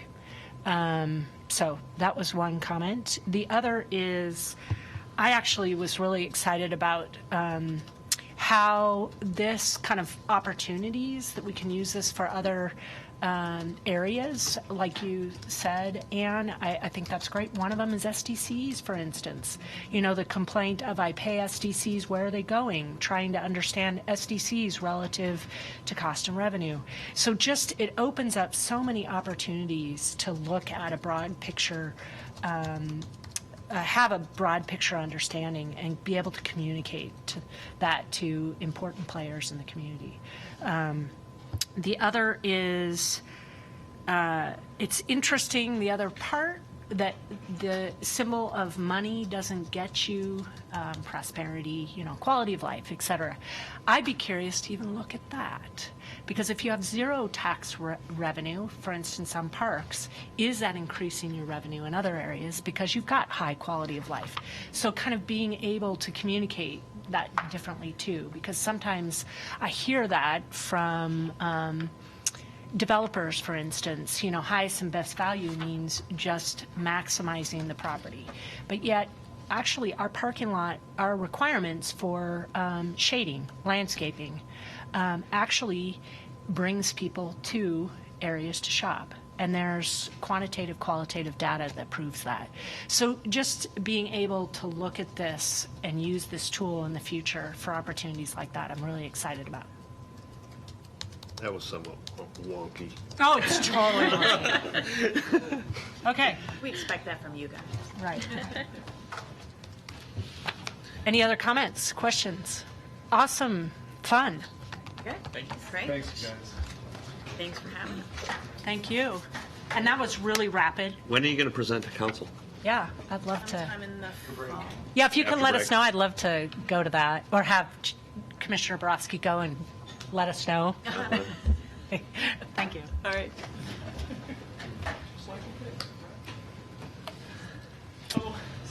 Okay, back to staff. Okay, we have hopefully enough time for you. Yeah, that's a tough act to follow. That was good. We'll see. So actually, you know what? The first order of business that I had a few things that I wanted to talk with you about today. Most of them just preparing for the conversation that we're going to have on August 14th about the work plan and some of the really good work that we've been doing leading up to that. Oh, I've lost the audience. It's just not quite as exciting. Schedules aren't quite as exciting as that. I know. That's really cool stuff. So the one thing that I think we should do for sure today is vote on that schedule change.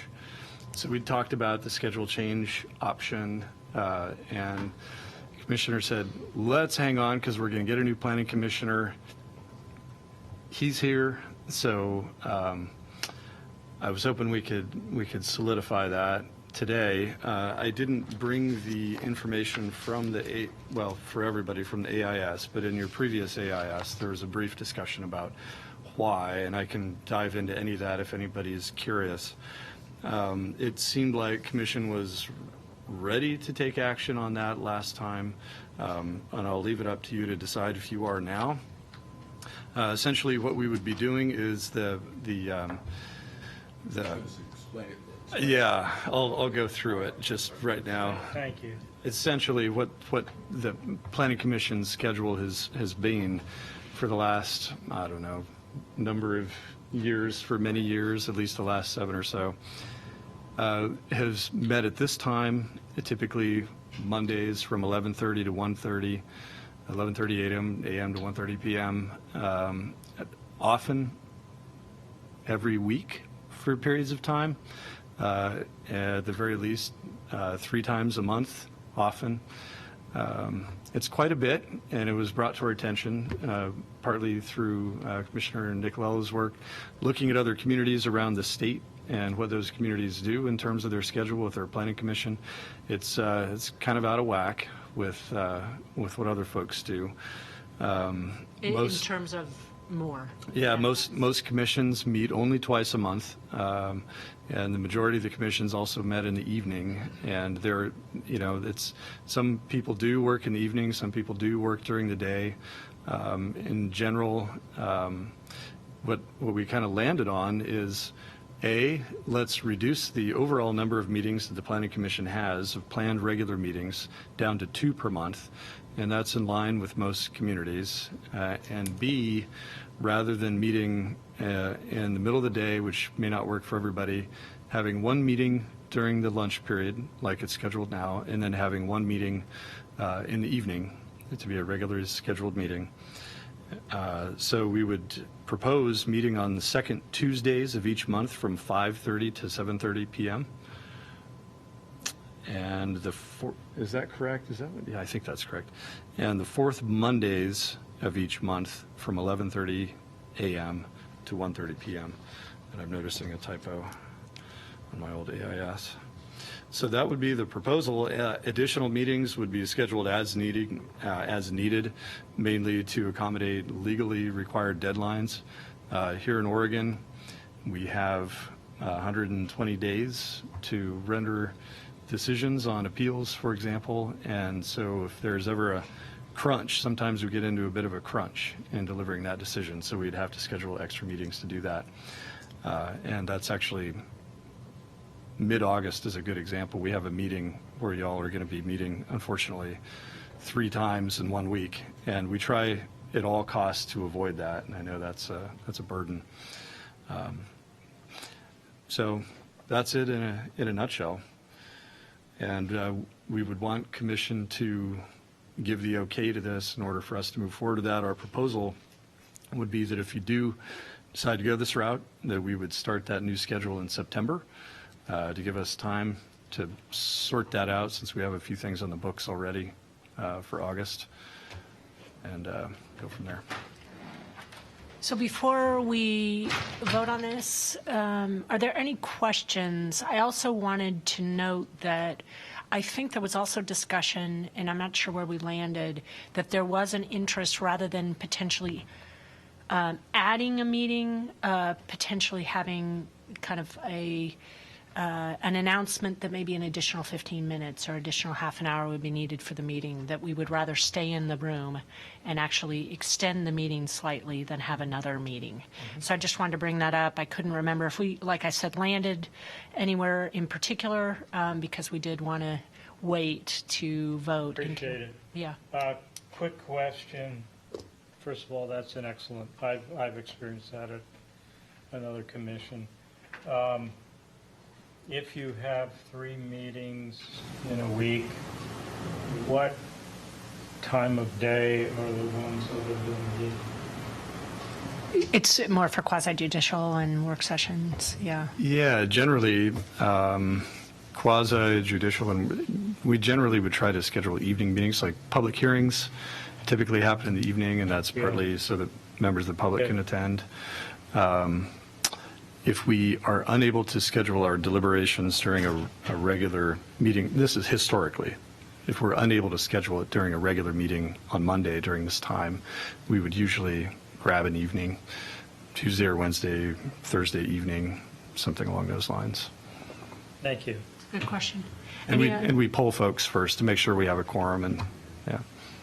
Commissioner Baker. I was just going to say, yeah, traditionally we use Tuesday evening for a lot of those, either quasi-judicial or when we needed to meet again. Yeah. Because it's sort of, we got used to it from the quasi-judicial one, so generally people have made sure that Commissioner Borowski. Thank you. I guess one of the questions that I have, I don't have a problem with the set hybrid option. I think that it is fine. The concern that I have and is, you may be able to answer this. We haven't seen the work plan yet. Yep. I know Envision Eugene is hopefully behind us, or I mean the UGB is hopefully behind us, which was a lot of the heavy lifting why we met so much this last year. I'm just wondering, looking back historically, I don't know if we would have been able to get all the work that we did do done in two meetings per month, and so for myself, I would rather have more meetings and more time for discussion than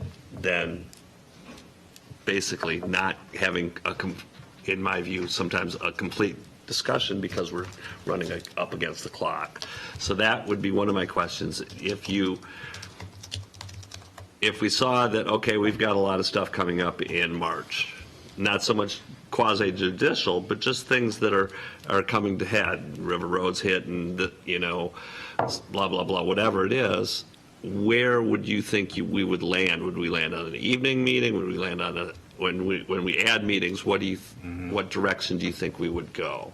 Mm-hmm. And do you think our work plan can fit into two meetings a month? Yeah, we do have a little bit of insight in the crystal ball because we've been working so hard on our project charters and trying to plan for the work plan. I think we're going to be in a better position this coming year looking at our work plan than we have in the past because of all that upfront work. And as part of that, what we're going to do is try to be more, do a better job forecasting when we're going to need to come to Planning Commission with different questions or critical decisions that Commission may need to make or help us out with along the way. So I think we'll be in a better position to plan for it. It's not going to be quite as much responsive kind of scheduling as we've had in the past, at least with the long range work. That's the hope. So that kind of goes hand in hand with, well, let's just lay it out in three things. We want to be, first of all, more organized up front, right? So that we're better able to predict, as I just mentioned. Second of all, maybe be more efficient, not necessarily cutting short conversation, but just more efficient about what we're asking for and how much time we have to get there. And then, of course, if we do need to include, if we do need to add meetings or anything like that, we could circle back with you all and seek direction on what you think makes most sense for you, whether it's evenings or daytimes or extending an existing meeting. There's a lot of different things that we can do there. Okay, and then another thing that I would like to see is perhaps a bucket list of topics that are to be determined and available. So rather than going a whole month like we just did without having any Planning Commission meetings, have some topics that if it doesn't look like you need to bring River Road to us on the fourth Monday, there are topics that are in our bin that we would like to talk about as commissioners and make sure that we have those meetings rather than just we're not having a meeting, because I think there's plenty of issues that we would like to see talked about. Whether and if we could have a bin of those, and it's like, you know what, we don't really have anything on the agenda for the fourth Monday meeting. Let's pull from this bin and get commission's input on those types of things. Would be an idea, and we can talk about that in next week's. But there's we didn't meet for a whole month.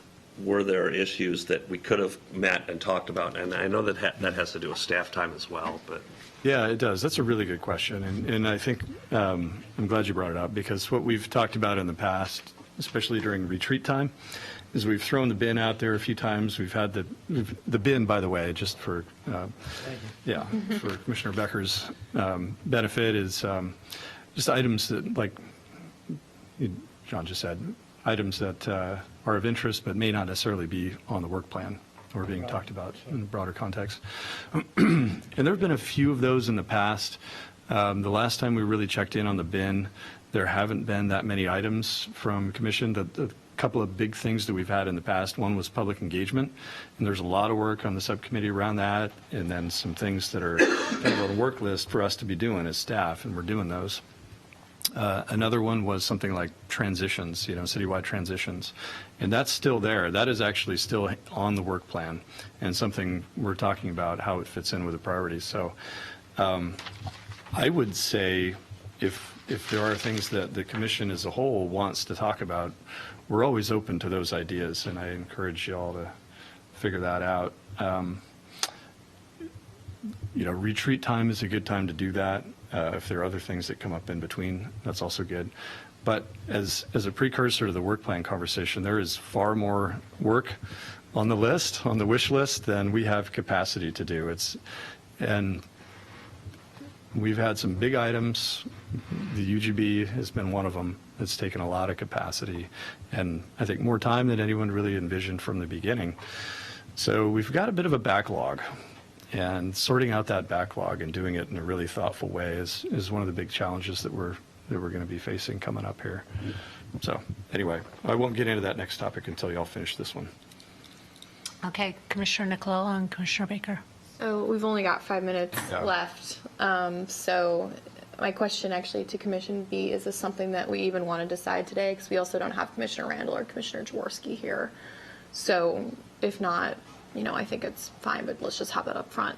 The second thing too is, Robin, this is also a temporary change too, isn't it? Like, aren't we just trying this out for like a year or something to see how it works? Am I misremembering that? Yeah, I believe it is. We were proposing, let's see.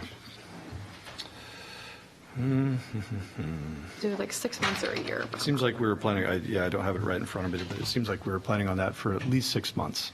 Okay. As a test period to see if it worked okay. So if we were to do it for 6 months too and realize this isn't working out for us, we have too much stuff on our work plan or something like that, we can always, I think, go back and adjust just to address Commissioner Brodsky's concerns, because I think he is correct. I mean, hearing all of the things that council wants done in terms of monitoring is it's an ambitious list. So I mean, it is entirely feasible we might not be able to achieve that in 2 meetings, but it does sound like we can reverse the schedule change if need be. Always. So I have a quick question. Do you have your notes from that meeting I do. and the position of Commissioner Borofsky or Jaworski and Randall? I have a memory of their discussion, but I don't know if I want to trust that. So if you can look for that while Commissioner Baker asks his question. Sure. Well, I have that right here, but go ahead. Well, 3 things. One short thing for Commissioner Becker. The thing about transitions is transitions between zones. If you have an R1 property next to a C2, what are the transitions required? Just so you understand what that bin item is. Thank you, I appreciate the clarifications. 2 other things. I'm all in favor of having evening meetings as a regularity. The one thing that I was a little concerned about was the 5:30 start time. The reason being is a lot of people work till 5:30, and it might be a challenge. Usually we have input from the public at the beginning of meetings. That could be a problem. And also even members of the commission that work, it doesn't give you much time. Well, you might normally work till 5:30, but even 5, sometimes you need a little bit of time to transition from one activity to the other. You need to go home and get something else. So, because traditionally we've met at 6 and it hasn't seemed to be a problem. I just throw that out to the other commissioners. And the third thing was just, I have no problem postponing it since we're going to be meeting I believe we're meeting next week. The proposal is to make the change for September. So if we're going to have more people here to discuss, I don't have any problem postponing it either. That was going to be my next question. It's summer, so I don't know what our likelihood of getting everybody in the room is anyway. So that's why 2 modes of thinking. One, Yeah, so I'm looking at your schedule here. Actually, the next scheduled meeting is August 14th right now. that's what I thought. We I don't, thought we had a tentative meeting. no. That was canceled. Yes. Actually, well, there is a tentative meeting, but we don't have anything on the agenda right now for that. So the next one would be August 14th. Commissioner Nicolello is scheduled to be out. Oh yeah, I'm on vacation. You're on vacation. I'll phone in maybe, but I'll be on the beach. So you might as well take action if you want to. Yeah. I thought that we still had meetings. Right. Yeah. So if you can do me a favor and just your notes, read Sure. what Commissioner Jaworski had. Yeah, John Jaworski. So he says he has no problem. Let's see. He says no trial basis, just do it. I think that was his final Okay. conclusion. Commissioner Randall? He was supportive. Let's see. He felt the trade-off may broaden the base of people who could access the meetings, give an opportunity for those who can't come during the day, worth a try. He would prefer longer, fewer meetings, and he was suggesting waiting for the new commissioner to make the decision. Okay, with that understanding and considering our next meeting is on the 14th, and I'm not sure we're going to have a full house anyways, do you want a motion for this? Are you Yeah. looking for one? Yeah. That'd be great. I'd like to make a motion to change the planning commission meeting time for a temporary trial basis to the second Tuesday of each month from what time did we decide on? 5:30, 7:30 is what he proposed. 5:30 to 7:30, and then the fourth Monday from 11:30 to 1:30, with, of course, changes to be made as we deem fit. Second. Okay. Discussion. Commissioner Baker. I'd like to propose an amendment to change the start time of the Tuesday meeting to 6, from 6 to 8.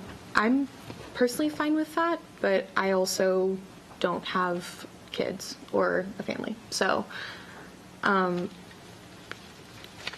commissioners, I'm looking at all of you. Do you? I would say let's try 5:30 until we hear other other feedback from the commissions. It is trial. We can punt as it goes. Commissioner Taylor, Commissioner Baker, Commissioner Becker. That seems reasonable to me. Is that okay with you, Commissioner Baker, if we just try 5:30 and then if Yeah, it's... it was more about the public rather than. Okay. I can meet either, Okay, yeah, I think you bring up a valid point. So I'm going to reject the friendly amendment with the intent, though, that let's kind of monitor and see, and if we have folks Yeah. telling us it's hard to get here at that time, adjust from there. Yeah. Okay. So the motion still stands as it's said and seconded. Okay, discussion. All those in favor? Aye. It's unanimous. And there's 5 people present. Commissioner present. So we're over by a minute. Yep. I'm sorry. Hopefully that concluded what you wanted to talk about primarily. That was the most important thing. The rest we will save for the next meeting. Team. Yep. Okay, the meeting's adjourned. Thank you. Thank you, everybody.